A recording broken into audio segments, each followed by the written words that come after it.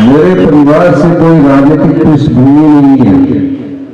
राजनीति में दूर दूर से किसी का कुछ लेना देना नहीं है, लेकिन मैं 40 साल कांग्रेस पार्टी का झंडा उठाते उठाते 20 साल विधायक रहने के बाद जब मैं मुख्यमंत्री की कुर्सी पर पहुंचा तो सिर्फ मन में एक आशा हमेशा रही कि मैं आम लोगों की सेवा के लिए योजनाएं लाऊं, किसान को मजबूत करने के लिए योजनाएं लाऊं, गांव में रहने वाले लोगों के लिए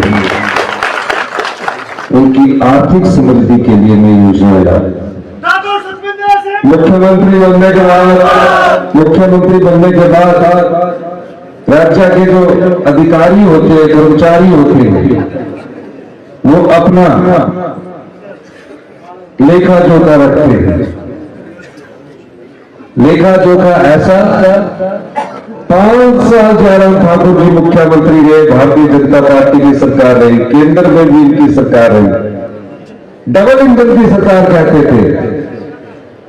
जब अधिकारियों ने हमें लेखा जोखा रखा तो पूरा खजाना खाली,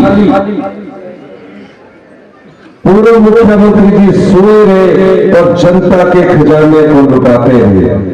हमने 1 महीना दिन रात मेहनत करके अपनी अर्थव्यवस्था को ठीक करना शुरू किया। हमने फैसले किए, हमने नियम बनाए और जो भ्रष्टाचार के चोर दरवाजे थे, जहां जनता का पैसा लुटा दिया जाता था, उन जनता के पैसे को लुटाने गए चोर दरवाजे हमने बंद किए और धीरे धीरे उसमें सुधार होने लगा। पहली ही कैबिनेट में हमने 1,36,000 सरकारी कर्मचारी जो थे, जिनको कोई आशा भारतीय जनता पार्टी से न रही थी। भारतीय जनता पार्टी के पूर्व मुख्यमंत्री ने विधानसभा में कहा कल 1,36,000 सरकारी कर्मचारियों को पेंशन लेनी है तो उन्हें विधानसभा का चुनाव लड़ना चाहिए, ये कहा उन्होंने। अब उन्हें विधानसभा का चुनाव लड़ने के लिए चुनौती किसने दी? भारतीय जनता पार्टी की सरकार ने दी। हमने कहा, मैं खुद एक सरकारी कर्मचारी का बेटा हूं, मैं जानता हूं मेरे पिताजी इस दुनिया में नहीं है, लेकिन आज भी मेरी माता जी को फैमिली पेंशन मिलती है, बड़े स्वाभिमान से अपना गुजारा करती है। और जब मैं मुख्यमंत्री के तौर पर गया तो बुजुर्गों के यहाँ एक जेब होती है, उस जेब से 500 रुपया निकालकर मुझे उन्होंने दिया। मुझे किसी पैसे की जरूरत नहीं थी, मैं उनकी भावना की कदर करते हुए ये कहना चाहता हूं कि हम चाहते थे 2026 में विधानसभा चुनावों से पहले भी ओल्ड पेंशन स्कीम दे सकते थे। हमने राजनीतिक फायदे के लिए ओल्ड पेंशन स्कीम नहीं दी, हमने अपने 1,36,000 सरकारी कर्मचारी व अधिकारियों को उनका बुढ़ापा सुरक्षित करने के लिए ओल्ड पेंशन स्कीम दी। और देखिए ओल्ड पेंशन स्कीम का फायदा, 2004 में कर्मचारी रिटायर हो गया, 2008 में कर्मचारी रिटायर हो गया, मात्र 2,200 रुपया पेंशन मिल रही है, 3,200 रुपया पेंशन मिल रही है। 2 बुजुर्ग मुझे मिले, वो वृद्धाश्रम में रह रहे थे। जब उनको पेंशन मिली, 32,000 रुपया पेंशन मिली, वो मेरे पास आए, कहते हैं हमें हमारे परिवार वाले भी बुला रहे हैं और हम आपदा में आपको अपनी पहली पेंशन भी देना चाह रहे हैं।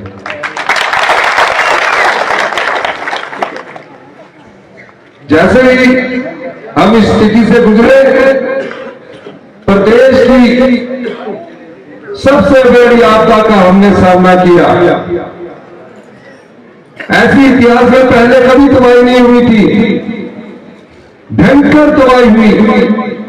हर जगह मैं जाता था, त्राही होती थी, परिवार गले रखकर मुझसे रोते थे, कहते थे कि अब हमारा कौन रहेगा।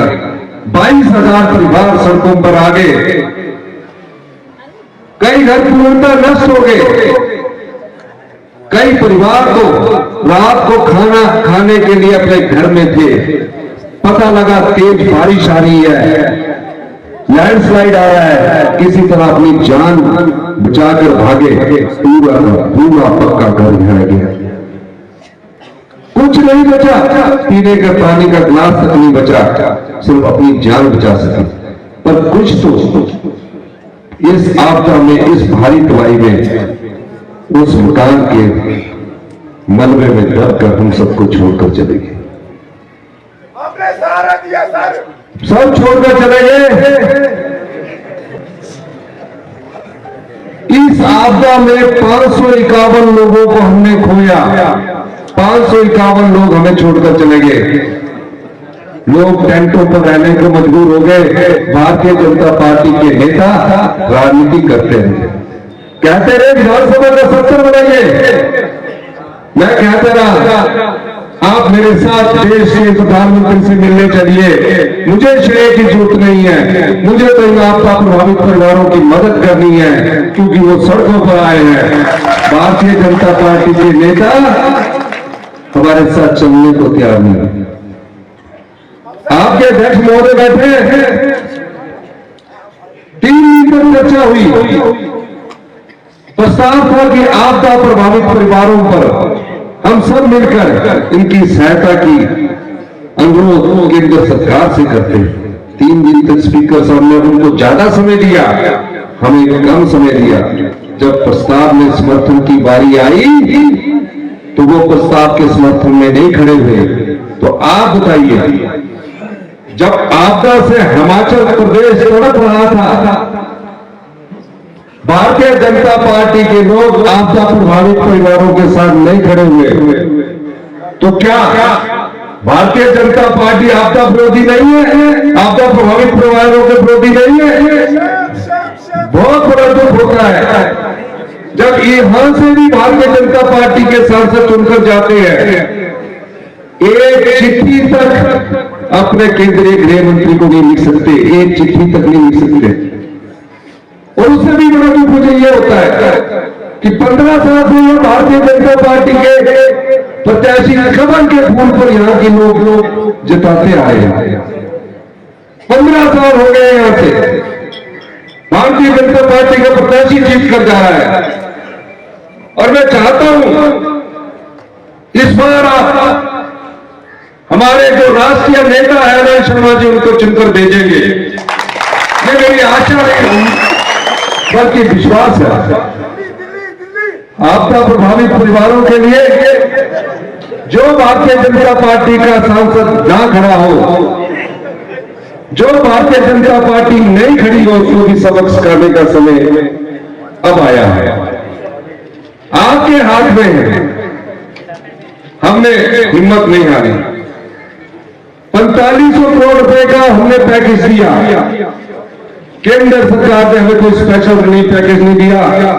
कहा कि गुजरात की तर्ज पर हमें सहायता कीजिए, कहा हमने कि हमें उत्तराखंड की तर्ज पर सहायता दीजिए, एक भी पैसे की मदद नहीं।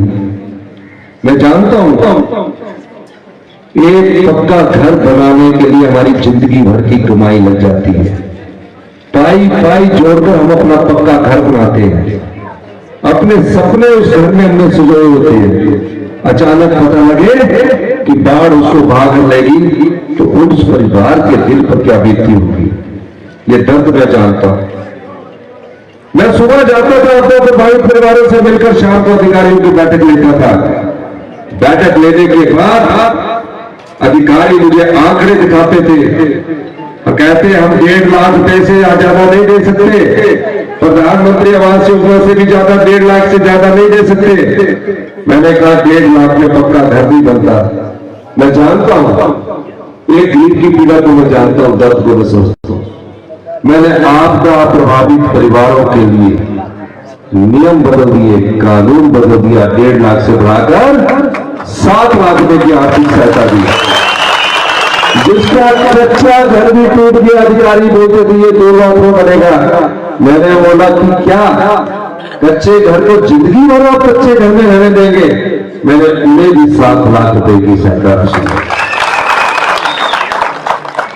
आंशिक रूप से से घर टूट गया, 4,000 रुपए मिलते थे, मैंने उसको 25 गुना बढ़ाकर 1 लाख रुपए किया। ये सब हमने अपने संसाधनों से किया, भारतीय जनता पार्टी की केंद्र की सरकार से कुछ नहीं। राजस्व कानून में बदलाव कर दिया हमने। आप हितकाल के लिए पटवारी के पीछे घूमते थे, कानून में बदलाव के बाद पटवारी आज आपके पीछे घूमता है। 3 महीने में 1 लाख इंतकाल हुए। ऐतिहासिक ब्रिज पर शपथ लेने के बाद मैंने रिवाज बदला। मैं सचिवालय नहीं गया, मैं उन बच्चों के अनाथ आश्रम में गया जो अपनी मां को खो चुके थे, अपने बाप को खो चुके थे।